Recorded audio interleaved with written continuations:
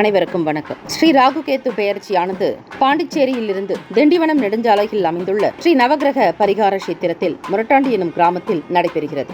இந்த ராகுகேத்து பெயர்ச்சியானது மிக விசேஷமாக இந்த ஆண்டு கருதப்படுகிறது. ஒருவருடைய ஜாதகத்தில் இருக்கக்கூடிய தோஷங்கள் தீர வேண்டுமானால் பரிகார கஷேத்திரங்களுக்கு சென்று அங்கு நடைபெறக்கூடிய ஹோமங்களிலும் பூஜைகளிலும் கலந்து கொண்டாலே ஒருவருடைய ஜாதகத்தில் இருக்கக்கூடிய தோஷங்கள் நீங்கும் என்பது ஐதீகம். சான்றோர் பெருமக்கள், ரிஷிகள், சித்தர் புருஷர்கள் சொல்லியுள்ள பரிகாரங்கள் செய்தாலே அதிலும் வேத மந்திரங்கள் முழங்க செய்யக்கூடிய பரிகாரத்திற்கு அதீத ஆற்றல் சக்தி அதிகம். அப்படிப்பட்ட ஒரு மிகப்பெரிய ஒரு சித்தர் பூமிதான் இந்த நவகிரக பரிகார கஷேத்திரம். அதிலும் முரட்டாண்டி எனும் சித்தர் பெருமானால் அவருடைய வாக்கிற்கிணங்க அமைக்கப்பட்டுள்ளது இந்த திருக்கோவில். இங்கு 54 அடி உயரத்தில் ஸ்ரீ விநாயக பெருமான் மிக மிக பிரம்மாண்டமாக காட்சி தருவார். அதிலும் மிக முக்கியமாக நவகிரகங்கள் அனைத்துமே மிக பெரிய அளவில், எடுத்துக்காட்டாக ஸ்ரீ சனீஸ்வர பகவானை சொல்ல வேண்டுமானால் 27 அடி உயரத்தில் பஞ்சலோக சிலையினால் அமைக்கப்பட்டுள்ளது.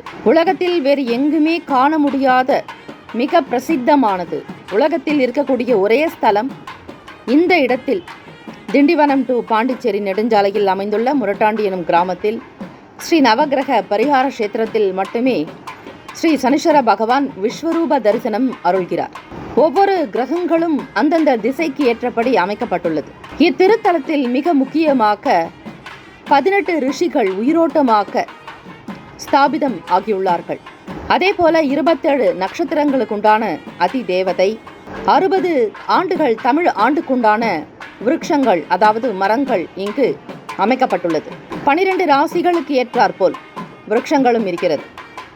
108 பாத கணக்கின்படி இங்கு மரங்கள் அமைக்கப்பட்டுள்ளன. 12 ராசிக்காரர்களும் இத்தலத்திற்கு வந்து அவரவர்களுடைய ராசிக்கு ஏற்றபடியும் நட்சத்திரத்திற்கு தகுந்தாற்போல் தெய்வ வழிபாடுகளையும் நவகிரக வழிபாடுகளையும் பரிகாரங்களையும் செய்து கொள்ளலாம். இங்கு இத்தலத்தில் செய்யக்கூடிய பரிகாரமானது 90 நாட்களுக்குள் நினைத்த காரியங்கள் நடக்கும் என்பது ஐதீகம். இவை ஸ்ரீ முரட்டாண்டி சித்தர் பெருமானுடைய அருள்வாக்கு. அவருடைய அருள்வாக்கு இணங்கவே இந்த திருக்கோவில் அமைக்கப்பட்டுள்ளது. இந்த திருத்தலத்தில் குருவாக இருக்கக்கூடியவர் ஸ்ரீ தட்சிணாமூர்த்தி, ஸ்ரீ மேதா தட்சிணாமூர்த்தி. நல்ல ஞானத்தையும் நல்ல கல்வியையும் நல்ல அருளையும் குருவருளோடு திருவருளையும் வழங்கக்கூடியவர் ஸ்ரீ தட்சிணாமூர்த்தி இங்கு பிரதிஷ்டை செய்யப்பட்டுள்ளது. அதே போல ஆறுமுகர் மிக பிரம்மாண்டமாக கோவில் வளாகத்தின் முதலிலேயே விநாயக பெருமான் மிக பிரம்மாண்டமாக அங்கு அமர்ந்திருப்பார். அது மட்டுமல்ல, இந்த தலத்தில் வருபவர்களுக்கு கஷ்டங்கள் உடனே தீரும் என்பது ஐதீகம். அங்கு எப்பொழுதும் ஒலித்துக் கொண்டிருக்கக்கூடிய வேத மந்திரங்கள் அதீத சக்தி பெற்றவை. நேர்மறை எண்ணங்களும் நேர்மறை சக்திகளும் வியாபித்திருக்கக்கூடிய இந்த திருத்தலத்திற்கு வருபவர்களுக்கு அவரவர்களுடைய ஜாதகத்தில் இருக்கக்கூடிய கிரக தோஷங்கள் தீரும். நீங்கள் எண்ணிய காரியங்கள் நிறைவேறும். மனதார ஆத்மார்த்தமாக மனமுருகி குருவை வேண்டி வழிபடுபவர்களுக்கு தேவைக்கு ஏற்றாற்போல் உங்களுடைய வாழ்க்கையில் பல நிலைகளில் உங்களுக்கு உயர்வு இருக்கும். திருமணமாகாதவர்களுக்கு திருமணம் நடக்கும். குழந்தை பேருக்காக காத்திருப்பவர்களுக்கு நல்ல செய்திகள் கிடைக்கும். குழந்தை பாக்கியம் உண்டாக்கும். அதே போல வீடு கட்ட வேண்டும், நிலம், வீடு, வாசல், வண்டி, வாகனம், ஆரோக்கியத்திற்குண்டான விஷயங்களுக்கும் இங்கு பூஜை செய்து கொள்ளலாம். ஒவ்வொரு விஷயங்களுக்கும் இங்கு சிறப்பான ஹோமங்கள் நடத்தப்படுகிறது. அந்த ஹோமங்களில் பலனாக உங்களுக்கு எண்ணிய காரியங்கள் நடக்கும். இங்கு வந்து பூஜை செய்பவர்களுக்கு 90 நாட்களுக்குள் காரியம் அனுகூலமாகும் என்பது சித்தர்களுடைய வாக்கு. அது இன்றைய அளவும் நடந்து கொண்டிருக்கிறது. பலருமே அவரவர்களுடைய வாழ்க்கையில் நல்ல அனுபவங்களை பெற்று இருக்கிறார்கள். ஆக இந்த திருத்தலத்திற்கு வந்தால் விருஷங்களுடைய அனுகிரகம், குருமார்களுடைய அருள் ஆசி, தெய்வ கடாட்சம், அம்பிகை ஸ்ரீ லலிதாம்பிகை சாந்த ஸ்வரூபிணியாக, தெய்வீக சக்தி நிறைந்த ஸ்வரூபிணியாக மிக அழகாக காட்சி தருகிறார்கள் அன்னை ஸ்ரீ லலிதாம்பிகை.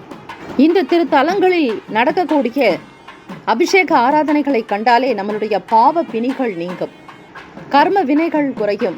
அறிந்தோ அறியாமலோ தெரிந்தோ தெரியாமலோ செய்த சகல சங்கடங்களும் பிழைகளும் தீருவதற்கான இந்த தலத்தை நாம் கண்டிப்பாக எல்லோரும் வழிபட வேண்டும்.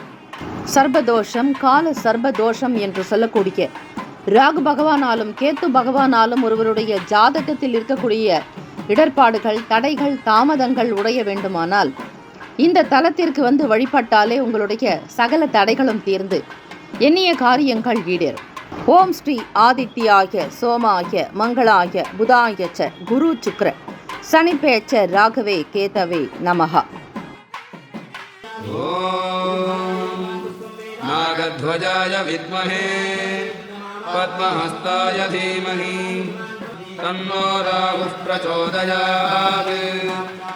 ॐ अश्वध्वजाय विद्महे शूलहस्ताय धीमहि तन्नः केतुः प्रचोदयात्।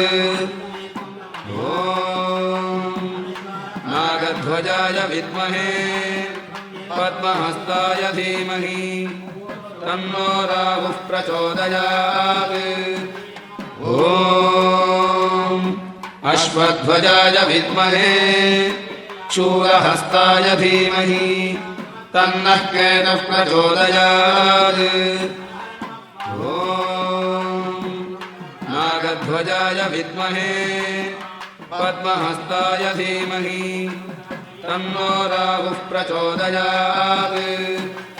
ॐ अश्वध्वजाय विद्महे शूलहस्ताय धीमहि तन्नः केतुः प्रचोदयात्। ॐ नागध्वजाय विद्महे पद्महस्ताय धीमहि तन्नो राहुः प्रचोदयात्। ॐ अश्वध्वजाय विद्महे शूलहस्ताय धीमहि तन्नः केतुः प्रचोदयात्। ॐ नागध्वजाय विद्महे पद्महस्ताय धीमहि तन्नो राहुः प्रचोदयात्। ॐ अश्वध्वजाय विद्महे शूलहस्ताय धीमहि तन्नः केतुः प्रचोदयात्। ॐ नागध्वजाय विद्महे पद्महस्ताय धीमहि तन्नो राहुः प्रचोदयात्। ॐ अश्वध्वजाय विद्महे शूलहस्ताय धीमहि तन्नः केतुः प्रचोदयात्। ॐ नागध्वजाय विद्महे पद्महस्ताय धीमहि तन्नो राहुः प्रचोदयात्। ॐ अश्वध्वजाय विद्महे शूलहस्ताय धीमहि तन्नः केतुः प्रचोदयात्। ॐ नागध्वजाय विद्महे पद्महस्ताय धीमहि तन्नो राहुः प्रचोदयात्। ॐ अश्वध्वजाय विद्महे शूलहस्ताय धीमहि तन्नः केतुः प्रचोदयात्। ॐ नागध्वजाय विद्महे पद्महस्ताय धीमहि तन्नो राहुः प्रचोदयात्। ॐ अश्वध्वजाय विद्महे शूलहस्ताय धीमहि तन्नः केतुः प्रचोदयात्। ॐ नागध्वजाय विद्महे पद्महस्ताय धीमहि तन्नो राहुः प्रचोदयात्। ॐ अश्वध्वजाय विद्महे शूलहस्ताय धीमहि तन्नः केतुः प्रचोदयात्। ॐ नागध्वजाय विद्महे पद्महस्ताय धीमहि तन्नो राहुः प्रचोदयात्। ॐ अश्वध्वजाय विद्महे शूलहस्ताय धीमहि तन्नः केतुः प्रचोदयात्। नागध्वजाय विद्महे पद्महस्ताय धीमहि तन्नो राहुः प्रचोदयात्। ॐ अश्वध्वजाय विद्महे शूलहस्ताय धीमहि तन्नः केतुः प्रचोदयात्। नागध्वजाय विद्महे पद्महस्ताय धीमहि तन्नो राहुः प्रचोदयात्। ॐ अश्वध्वजाय विद्महे शूरहस्ताय धीमहि तन्नः केतुः प्रचोदयात्। ॐ नागध्वजाय विद्महे पद्महस्ताय धीमहि तन्नो राहुः प्रचोदयात्। ॐ अश्वध्वजाय विद्महे शूरहस्ताय धीमहि तन्नः केतुः प्रचोदयात्। ॐ नागध्वजाय विद्महे पद्महस्ताय धीमहि तन्नो राहुः प्रचोदयात्। ॐ अश्वध्वजाय विद्महे शूरहस्ताय धीमहि तन्नः केतुः प्रचोदयात्। ॐ नागध्वजाय विद्महे पद्महस्ताय धीमहि तन्नो राहुः प्रचोदयात्। ॐ अश्वध्वजाय विद्महे शूरहस्ताय धीमहि तन्नः केतुः प्रचोदयात्। ॐ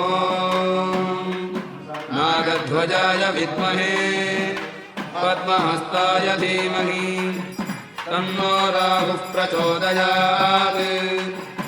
ॐ अश्वध्वजाय विद्महे शूरहस्ताय धीमहि तन्नः केतुः प्रचोदयात्।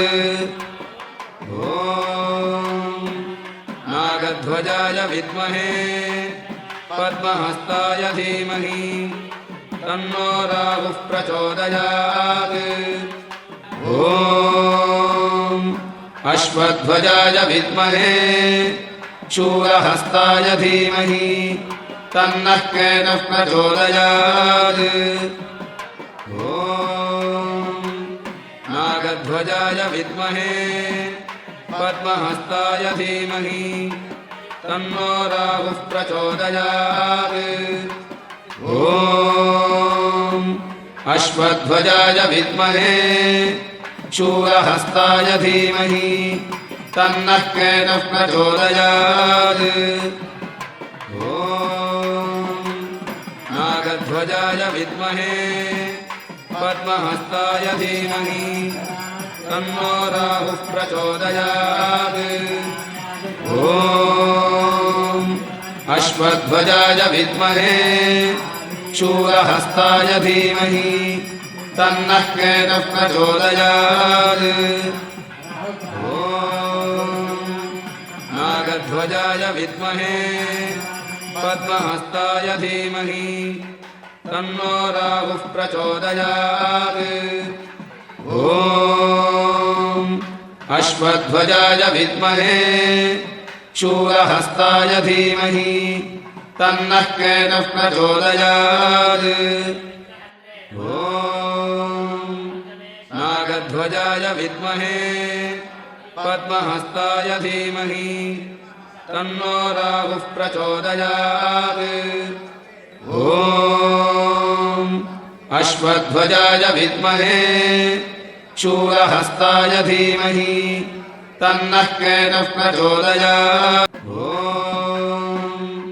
नागध्वजाय विद्महे पद्महस्ताय धीमहि तन्नो राहुः प्रचोदयात्। ॐ अश्वध्वजाय विद्महे शूरहस्ताय धीमहि तन्नः केतुः प्रचोदयात्। ॐ नागध्वजाय विद्महे पद्महस्ताय धीमहि तन्नो राहुः प्रचोदयात्। ॐ अश्वध्वजाय विद्महे शूरहस्ताय धीमहि तन्नः केतुः प्रचोदयात्।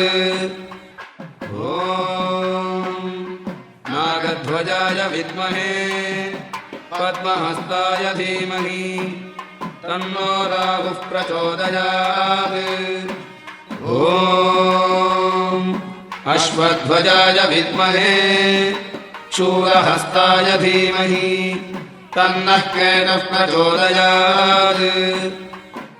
ॐ नागध्वजाय विद्महे पद्महस्ताय धीमहि तन्नो राहुः प्रचोदयात्।